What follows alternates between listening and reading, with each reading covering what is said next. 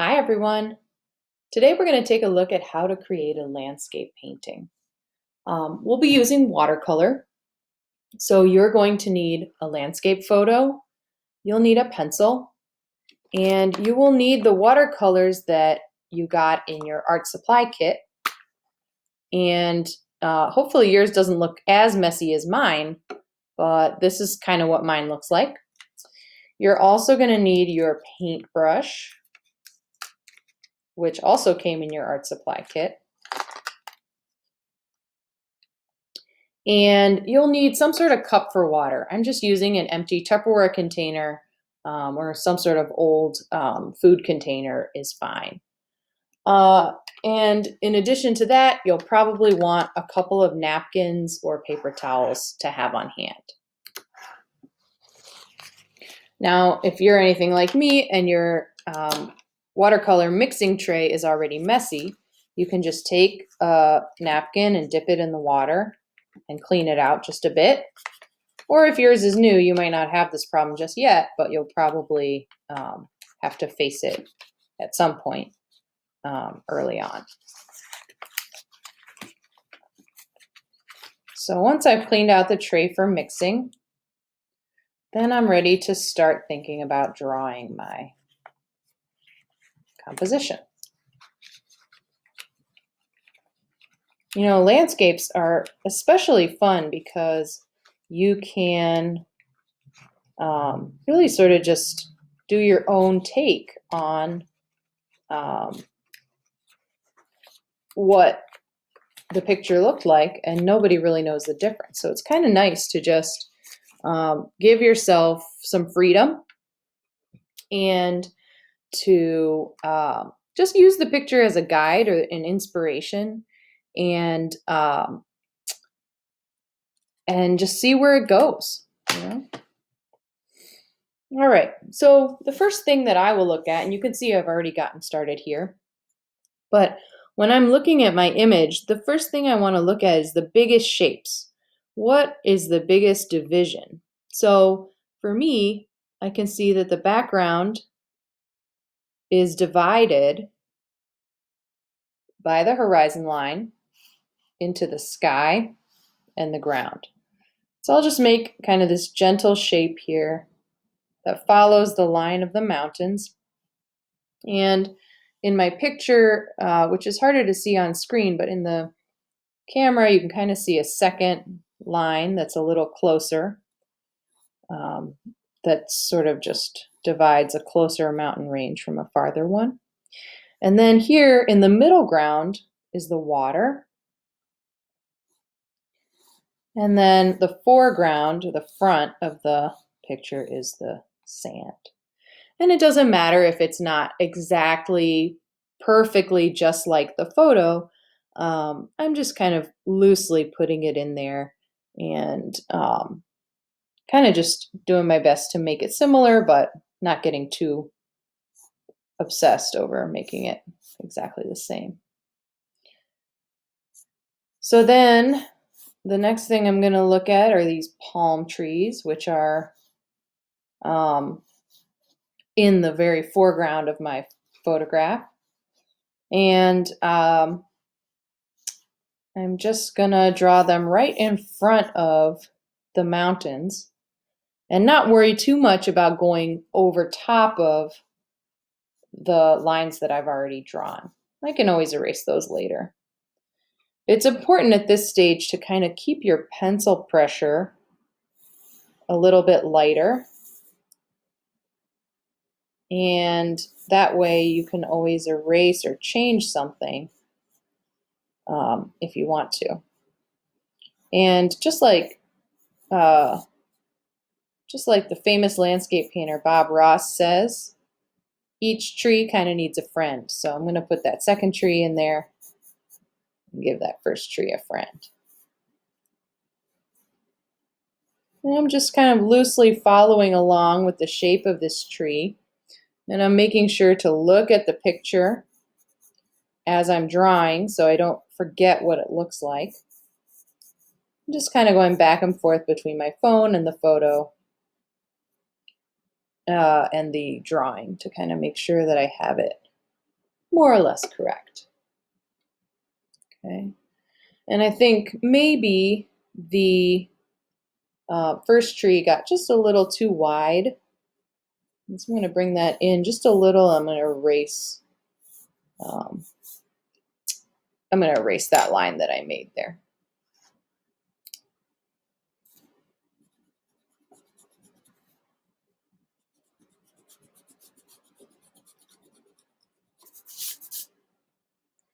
Okay, let's see. I can see that the camera fuzzed out. So let's try to fix that problem there.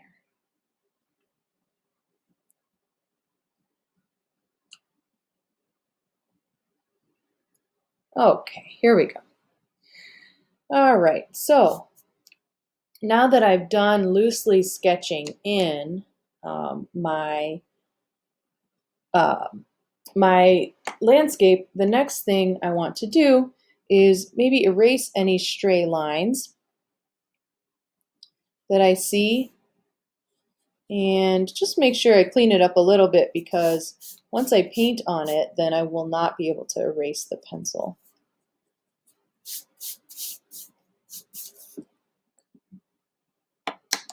All right. So then I'm going to go ahead and I'm going to take my watercolor and I'm going to add just a little drop of water into each of the wells of the paint so that it can kind of get the paints going.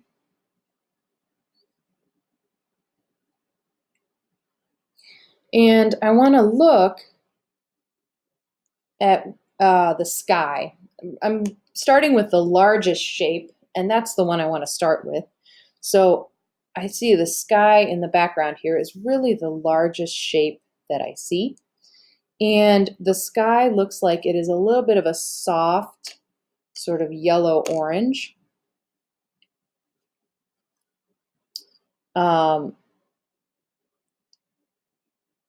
It's a soft yellow-orange, and then it fades into a darker blue towards the top.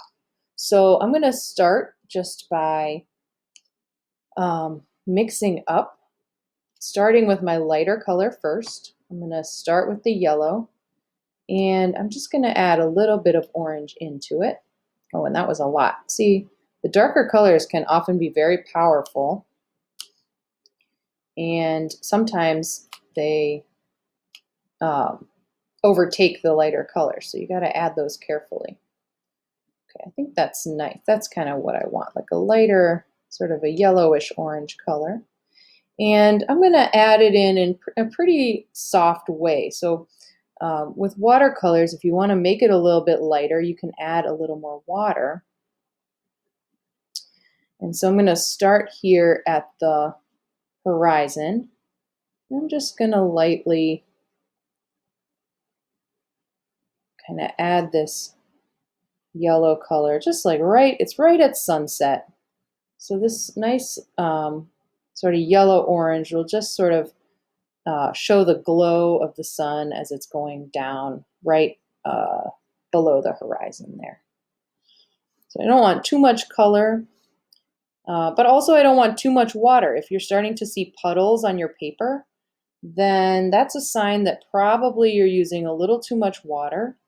And one way to get rid of those puddles is to sort of take your paper towel or your napkin and just lightly press the paper towel to your paper like that, and it will soak up the puddles if you used too much water. Okay. On the other hand, if you're seeing sort of scratchy lines with your brush, then that probably means you're not using enough water. It probably means your brush is too dry. So there's a couple different, just little signs you can see for whether you're using too much or too little water or just the right amount. So then I'm going to go ahead and I will start with this blue, and the yellow fades very softly into this blue. So I just want a little bit of the blue, and I want to sort of be able to smooth those two colors together. So I'm using some water and a little bit of this blue, very, very soft, and really a lot of water and just a little color in this area so that those two areas can kind of mix together. And right now I'm not worrying too much about the palm trees. I am avoiding the trunks, but I am not really worrying a lot about the branches because the palm trees are a lot darker, and so it'll be pretty easy to put that right over top of the sky. So I'm just going to paint right over those palm trees right there.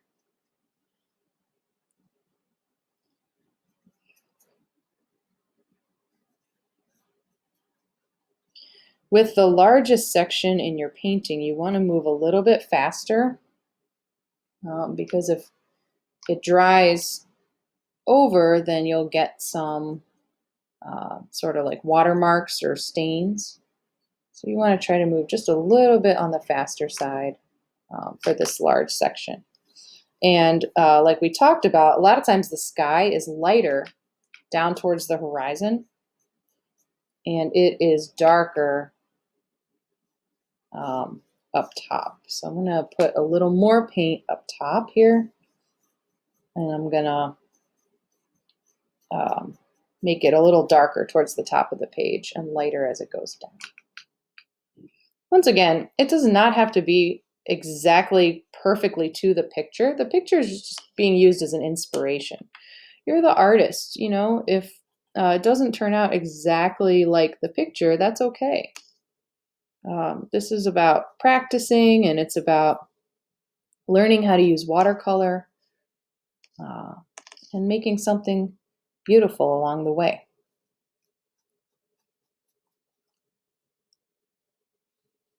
All right, so I think I'm pretty happy with that sky there.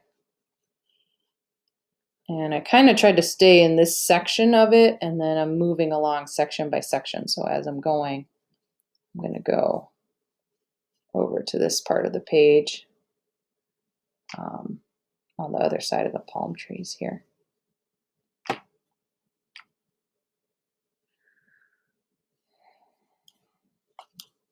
once again, keeping the darker part of the sky up towards the top and adding just a little bit more water as I get down lower.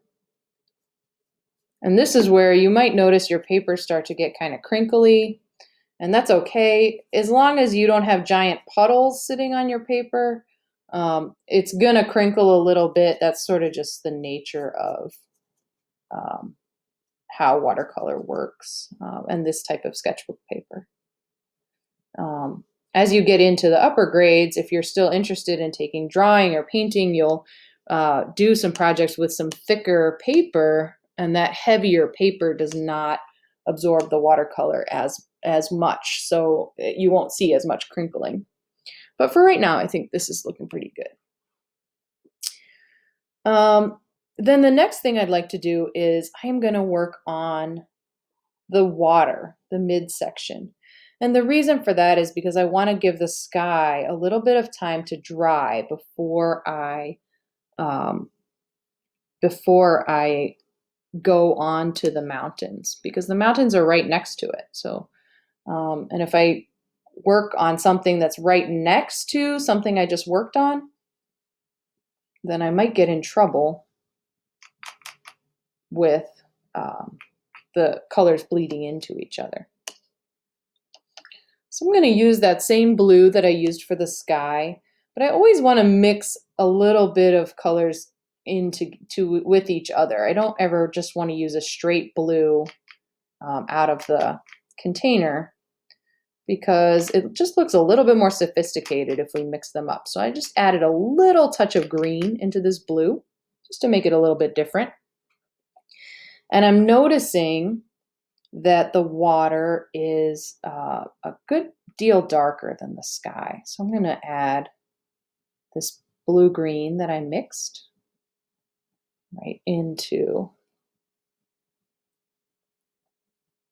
this water here.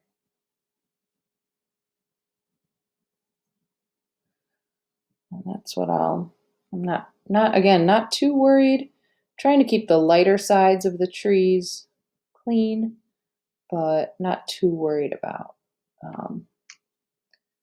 painting over those because I can always come back and paint over those later.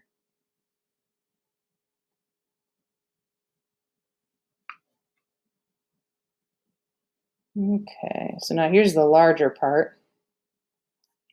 And I want to kind of make sure that I'm moving a little bit faster as it comes up to the larger part because the paint, again, I don't want there to be watermarks or stains where the paint is drying. So I'm just going to work my way across and pull those horizontal lines to show the line of the water as it comes.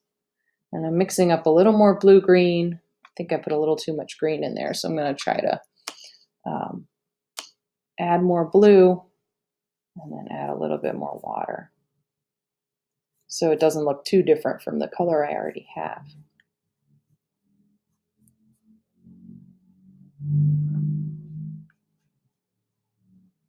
Watercolors are fun. They can be a little bit unpredictable at first and a little bit, they kind of flow out of your control.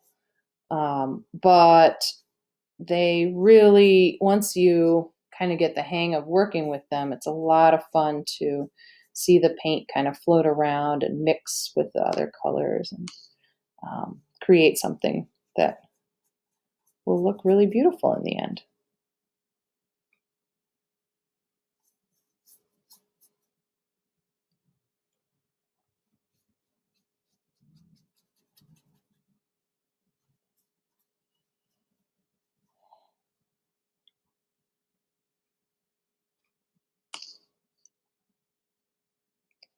Okay, so I think that'll work for the water. I might come back and give a little more texture to it once that dries. But for right now, I can see that the lighter part of the water is coming from the right and the darker part of the water is on the left. And so I think that that's kind of working for me. I'm going to give that just a moment to dry. And as I do, I'm going to mix up the color for the sand. So the sand color is very tricky sort of color because it is an orangish brown, sort of on my screen, it looks a little bit different, but it's, yeah, sort of a brownish orange. So one thing when you're mixing colors like that, like brown and gray, things like that, a great way to think about doing that is to think about adding the complementary color in to the color that you're mixing. So I started with orange, and if you remember from the Zentangle color wheel, the complement of orange is blue. So I'm going to add some blue in there. And then if I did it right, I think that is just sort of the orangish brown that I'm looking for when I want to paint my sand. So I'm going to go ahead and put that, maybe I want a little more orange in it. So this is all about, it's a little bit scientific and it's a little bit just all about kind of testing the waters, right? Testing whether it's a color you like, and if it's not, then you can go back and try again. Sort of like fiddling and playing with it.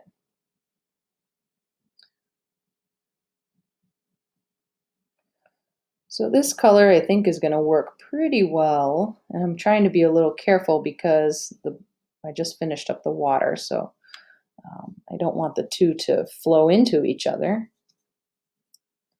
But I think this color will work nicely for the sand. Remember, with the foreground, that's where the objects will be the most detailed, and that's where you'll see the most contrast. And so when this dries, I might come back. I could, maybe I could even come back in with a colored pencil and add a little bit of shadowing and detail with that colored pencil.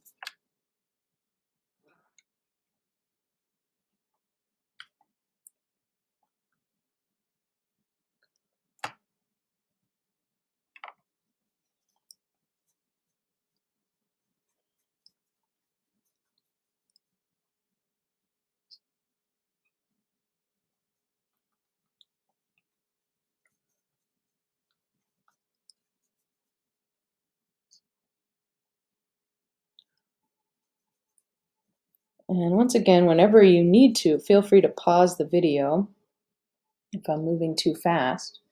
And when you're ready, you can play it again and move on to the next step. All right, so I think the sky is looking okay. And I'm going to leave, maybe the next step will be to do the background. And the background, whenever you see mountains kind of far off in the distance, they're always sort of like a bluish gray or a purplish gray. So I'm going to mix up a sort of a purplish gray color for the mountains. And the way to make it gray, once again, is to mix the complement in there. So the complement of purple, yellow. I'm going to add some yellow in there. And I'm kind of looking, I think that might work. Sort of like a purple gray color for these mountains back here. And the mountains in the far background, I want those to be a bit lighter. And the mountains that are just a little closer, I'm going to make those darker.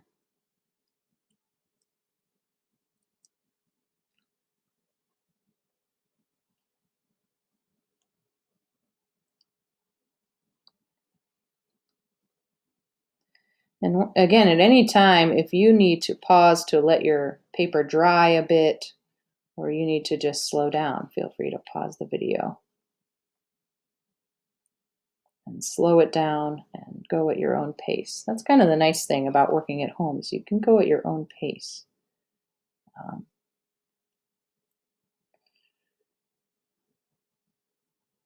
All right, so here are the background mountains, which will be just a little bit softer and usually a little bit bluer. You can even maybe add in a little bit of blue to the background mountains.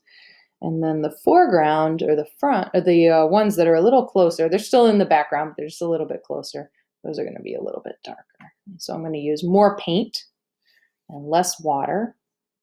And I'm going to see, oh, that's a little bit too much the same color. So I'm going to try again. I'm going to add some more purple, clean out my brush, and then add some more yellow into that purple.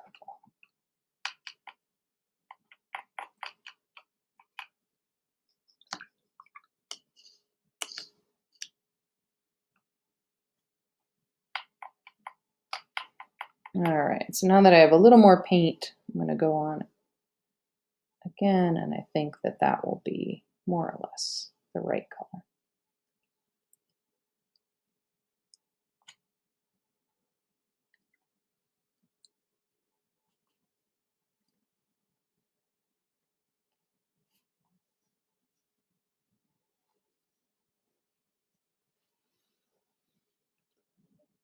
Once again, with the larger areas, I'm moving just a little bit faster.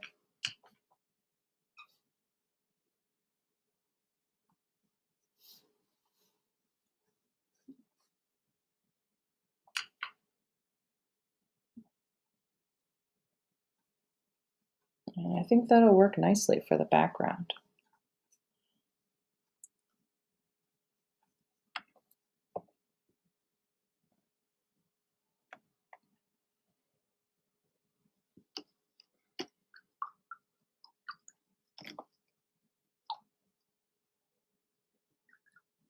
So at this point, I'm going to look at using a brown, and maybe I can even mix just a little bit of blue into the brown to make it darker for the shadow side of the palm trees.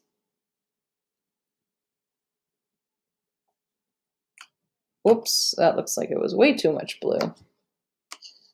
All right, let's pull back a little bit and add some more brown in there. All right, that's what I'm looking for, just a nice dark brown. And then according to the picture, the shadow side is here on the left. So that'll kind of go up this way.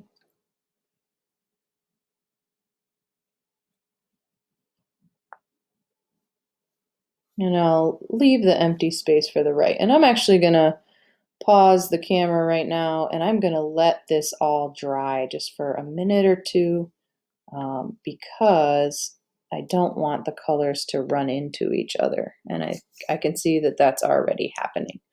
So I will pause and be back in a moment when the colors dry. Okay, so now that everything is dry, I'm going to work on the light side of the palm trees, and I'm going to add a little bit of brown, and I'm going to add some orange to that brown to sort of make it warm brown like the sun is hitting on that side. And I almost think maybe that's a little too much orange. Add a little more brown in there.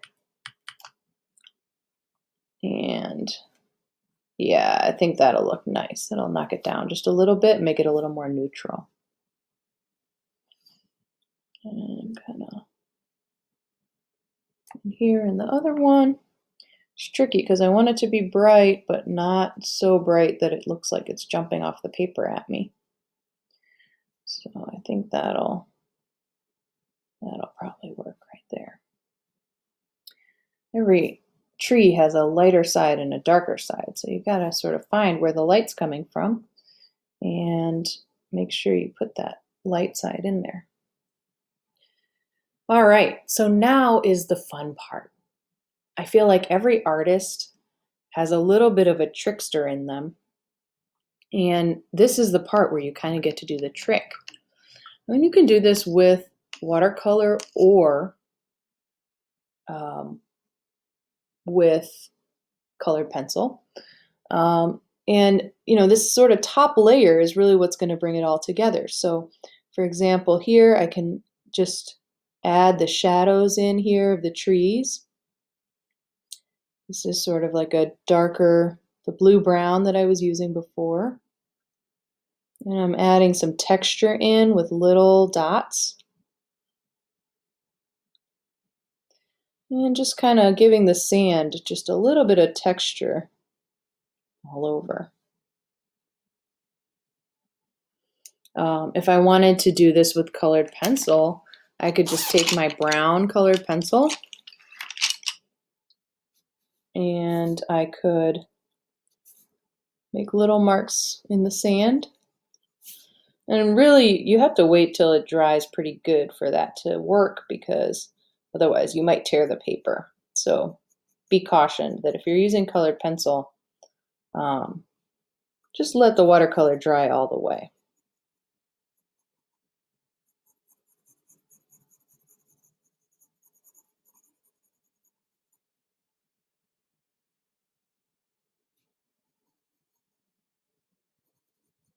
And then once again, you can do this with watercolor or colored pencil. But now I'm going to go ahead and I'm going to add in those palm branches that are in the photo. So I'm going to take the dark green colored pencil. I'm going to just put some little lines in there to add texture to this palm tree. And that's a really nice way that you can get details in there. If you feel like the paint is too messy or if you're a little worried about getting specific, colored pencil works really well on top of the watercolor. And once again, these trees, like we talked about, blending colored pencils, can work really well. You can start with the yellow and then work on top of it with the green. You can add some orange in there. I see some orange in this photo here. Just kind of how the sunlight hits the certain leaves.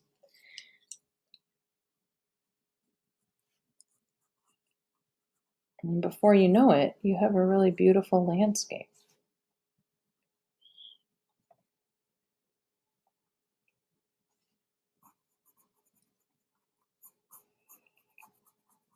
Just kind of like letting your hand flow and making those little lines that sort of copy the um, texture of the tree.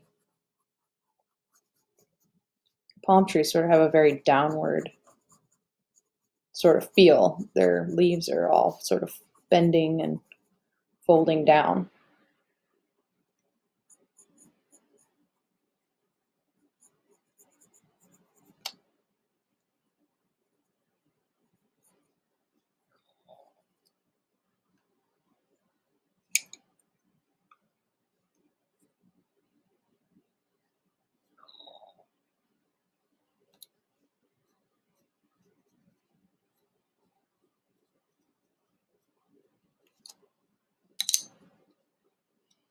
And if you'd like, you can take your brown again and kind of just go along the edge and sort of just clean up any little details that you want to fix.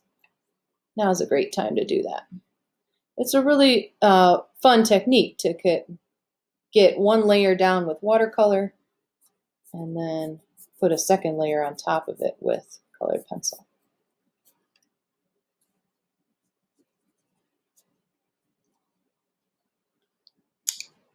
And maybe I would even take my dark blue and just create a little bit of water texture with some horizontal lines using this dark blue.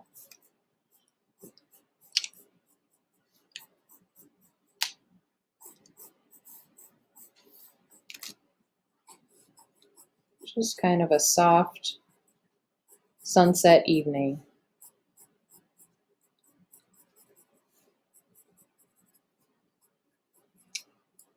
That's a beach where I'd like to be.